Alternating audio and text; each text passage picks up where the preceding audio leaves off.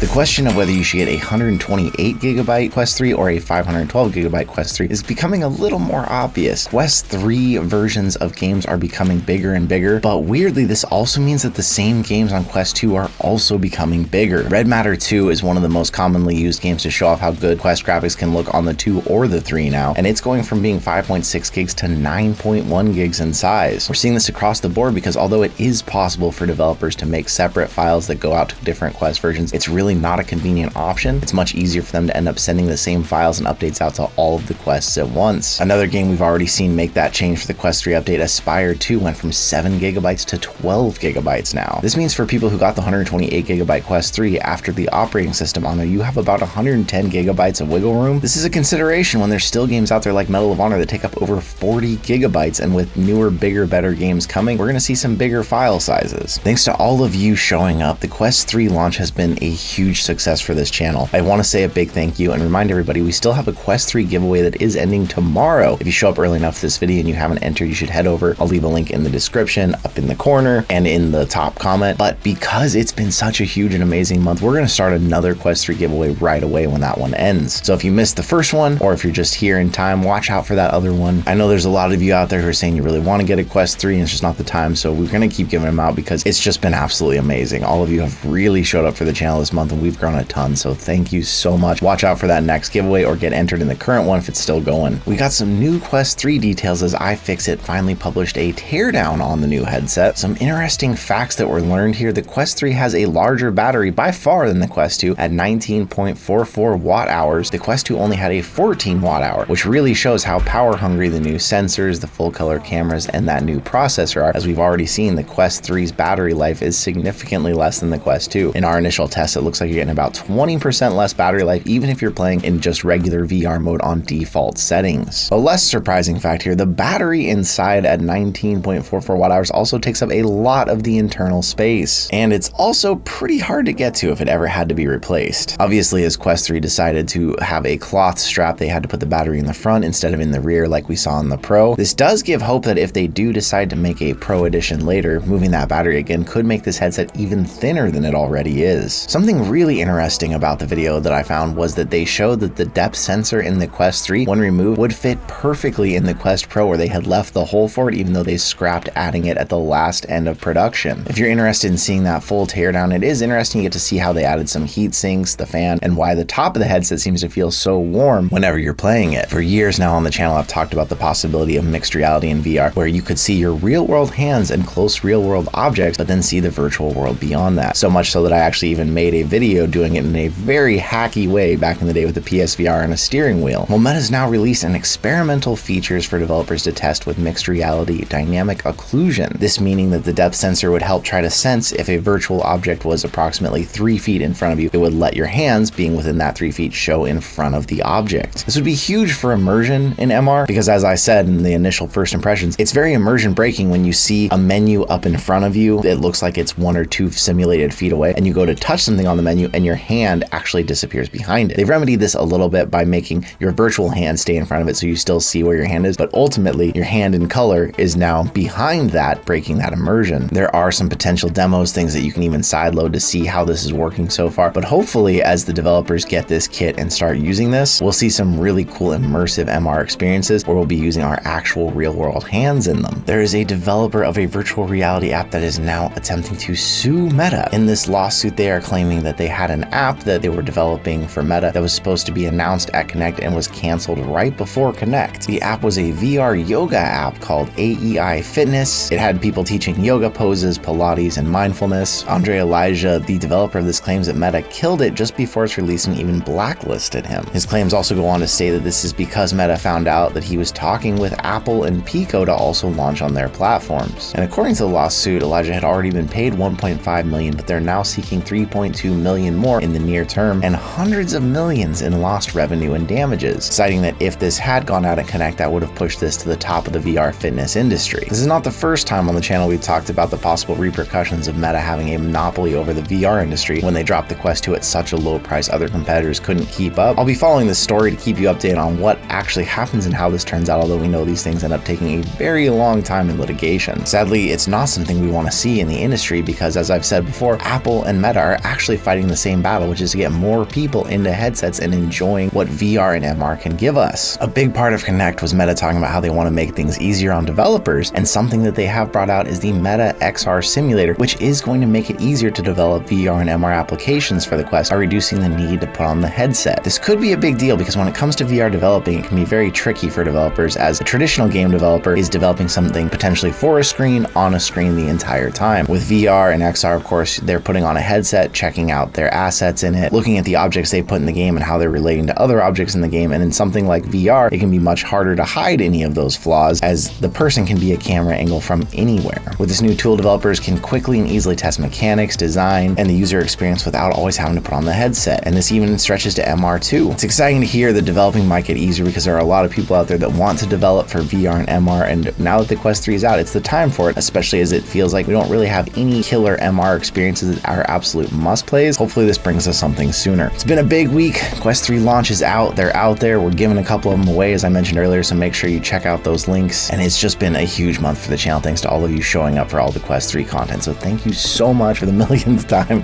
and I will see you in another reality.